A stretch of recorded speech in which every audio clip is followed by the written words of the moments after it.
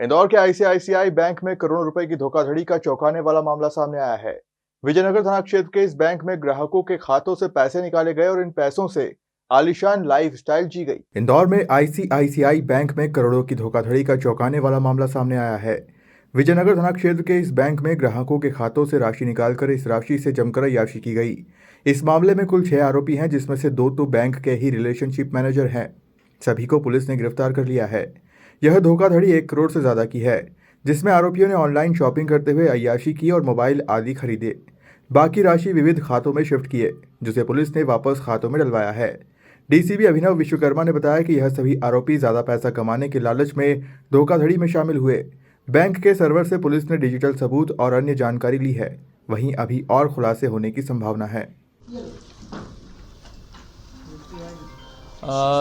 दिसंबर माह में कुछ कंप्लेनेंट्स के द्वारा ये शिकायत करी गई थी, क्राइम ब्रांच में भी शिकायत करी गई थी कि जिसमें उनके करेंट अकाउंट्स जो हैं उसमें बिना ओटीपी शेयर किए हुए, बिना कोई पासवर्ड चेंज किए हुए उनके अकाउंट से पैसा निकला था, जिसकी शिकायत उन्होंने साइबर हेल्पलाइन में भी करी थी और क्राइम ब्रांच में भी करी थी।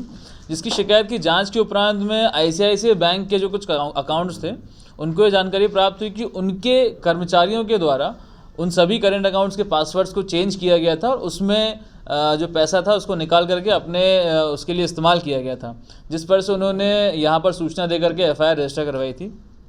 एफआईआर रजिस्ट्रेशन के उपरांत प्रारंभिक तौर से जानकारी पुलिस को प्राप्त हुई थी कि जो उनका एक रिलेशनशिप मैनेजर है कमल कुमावत, उसके द्वारा इस प्रकार से इन अकाउंट्स को बार बार देखा जा रहा था और उससे पूछताछ करने के बाद सामने आई कि उसे एक कोई व्यक्ति था जो कि टेलीग्राम और व्हाट्सएप के माध्यम से संपर्क करके बात किया करता था और उसे अकाउंट की जानकारी दे करके उसके पासवर्ड्स चेंज करवाया करता था। जब इस पूरे मामले की तकनीकी जांच करी गई, इसमें जिन बैंक अकाउंट से पैसा निकला, जिन बैंक अकाउंट्स में पैसा गया, जो पैसा खर्चा हुआ अमेज़ॉन गिफ्ट कार्ड्स के माध्यम से और अन्य वेबसाइट्स के माध्यम से, उसकी तकनीकी जांच करने के उपरांत ये जानकारी प्राप्त हुई कि कुछ ऐसे नंबर्स हैं जो कि इंदौर में और हैदराबाद के कुछ नंबर्स हैं जो चले हैं, जिनके माध्यम से फ्रॉड किया गया है। जांच के उपरांत में ये मालूम पड़ा कि कुछ नंबर्स कमल कुमावत के द्वारा ही चलाए गए थे और कुछ और नंबर्स थे जो इसके साथी स्टैनली और अभिषेक इनके द्वारा चलाए गए थे। जब इन तीनों के बारे में हमको जानकारी मिली, तीनों अलग अलग जगह पर थे।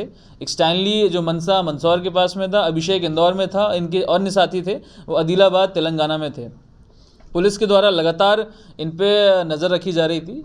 पैरेलल टीम्स बना करके एक साथ कल हमने इनको राउंड अप करके गिरफ्तार किया और पूछताछ के दौरान में इनके द्वारा पूरा इनका जो मोडस ऑपरेंडी था वो क्लियर हो पाया कि किस प्रकार से बैंक के जो बैक एंड iView सॉफ्टवेयर है जिसमें करंट अकाउंट्स के OTPs विजिबल होते हैं, उसका गलत फ़ायदा उठाते हुए इन्होंने कई अकाउंट यूज़र्स के पैसों को निकाला। अमेज़ॉन गिफ्ट कार्ड के माध्यम से और अन्य वेबसाइट के माध्यम से, तनिष्क के ऐप के माध्यम से इन्होंने ई-गोल्ड के परचेज़ किए, गिफ्ट कार्ड के परचेज़ किए, जिसके माध्यम से इलेक्ट्रॉनिक गैजेट्स और अपने इस्तेमाल के लिए पैसों का एकत्रीकरण किया था। इसमें पूछताछ के दौरान जितने भी चीज़ें इनके द्वारा ली गई हैं उसमें से लगभग 17 मोबाइल फ़ोन्स, जिसमें आईफोन 16 प्रो मैक्स हैं, सैमसंग S24 अल्ट्रा हैं, सैमसंग Z फ्लिप मोबाइल हैं, बहुत सारी एप्पल की वॉचेज़ हैं, सैमसंग की वॉचेज़ हैं, प्ले स्टेशंस हैं, मोटरसाइकिल्स, बाइक्स हैं। इस प्रकार से लगभग 19,74,000 रुपये का मशरूका इनके पास से बरामद किया गया है। कुल जितने भी अकाउंट्स थे, लगभग 1 दर्जन अकाउंट्स में इन्होंने फ्रॉड किया करोड़ों का। लगभग 53 लाख से ज़्यादा का फ्रॉड इनके द्वारा अर्जन किया गया था और उसमें लगभग 19,74,000 की रिकवरी करी गई है। बाकी पैसा इनके अकाउंट्स में है जिसको फ्रीज कराया गया है। सर, आपने भी बताया करोड़ों का फ्रॉड है जी, और 53 लाख का बता रहे हैं।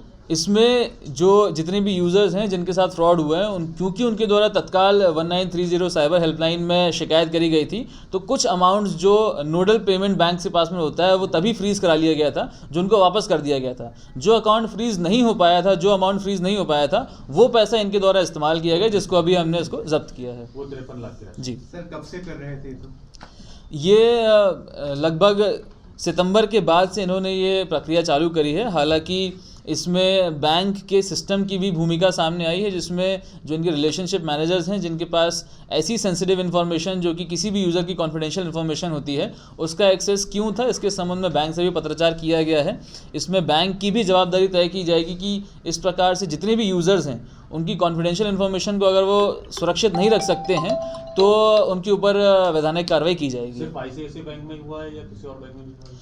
फिलहाल अभी तक की जानकारी अनुसार ये आईसीआईसीआई बैंक के करंट अकाउंट्स में हुआ है। गिरफ्तार किए गए आरोपियों के नाम क्या है, प्रोफाइल? इसमें कुल अभी हमने 6 आरोपी गिरफ्तार किए हैं, जिसमें से जो 3 मुख्य आरोपी हैं कमल कुमावत, अभिषेक और स्टैनली, ये तीनों ही आईसीआईसीआई बैंक के कर्मचारी हैं। जिसमें से अभिषेक और कमल इंदौर की विनवे ऑफिस वाली ब्रांच में काम करते थे, स्टैनली मनसा की ब्रांच में काम करते थे। बाकी जो 3 अन्य आरोपी हैं उनमें से एक आरोपी जो कि फर्जी सिम इनको दिला करके देता था, तो उस प्रकार से उनको गिरफ्तार किया गया है। इसमें एक मुख्य बात जो सामने आई थी, पुलिस को गुमराह करने के भरपूर प्रयास किए गए थे। अपराध करने के बाद में जिस सिमों का इस्तेमाल किया गया उनको नष्ट करने के लिए एक अलग से बंदा हायर करके फ़्लाइट के माध्यम से हैदराबाद भेजा जाता है, वहाँ पर सिम को नष्ट किया जाता है और बंदा वापस आता है, जिससे पुलिस ये गुमराह हो जाए कि कोई ना कोई हैदराबाद के लोग इन्वॉल्व हैं और इनके ऊपर नज़र ना जा सके। परंतु तकनीकी साक्ष्यों के माध्यम से इन पे फाइनली शिकंजा कसा गया, इनको गिरफ्तार किया गया। सर 3 तो आपने बताया एम्प्लॉइज हैं बैंक के, में भी का है मंदसौर में जी कि मनासा का अपने एमपी भी बनना है जी। तो अन्य 3 लोग हैं, वो लोग क्या करते थे, क्या उम्मीद है? वो बेसिकली उनका वर्क प्रोफाइल लेबर वर्क का है और इनके दोस्त यार हैं जिनको इन्होंने अकाउंट बनाने के लिए, सिम खरीदने के लिए इस्तेमाल किया गया है। एक आरोपी इसमें जो पीओएस के रिटेल आउटलेट्स होते हैं जहां से हम सिम परचेस करते हैं, वो बंदा है। सर पैसा करंट अकाउंट से किसी और अकाउंट में ट्रांसफर किया गया होगा पहले खरीदारी के इसमें मोडस ऑपरेंडी ये रहा है कि जैसे ही इनको करंट अकाउंट का एक्सेस मिलता था, ये अमेजॉन और अन्य वेबसाइट पर जा करके गिफ्ट कार्ड परचेस करते थे, तनिष्क के ऐप में जा करके ई गोल्ड परचेस करते थे, देन उसके बाद में इस चीज़ को इनकैश अपने अकाउंट में कराते थे।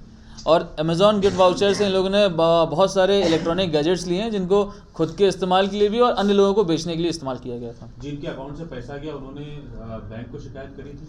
उनके द्वारा साइबर हेल्पलाइन में शिकायत करी गई थी। उसी शिकायत के अनुसार ये मामला पूरा उजागर हो पाया है और इसमें जिन जिन लोगों की जवाबदारी है उनको हम इसमें वैधानिक कार्रवाई के अंदर लेके आ रहे हैं।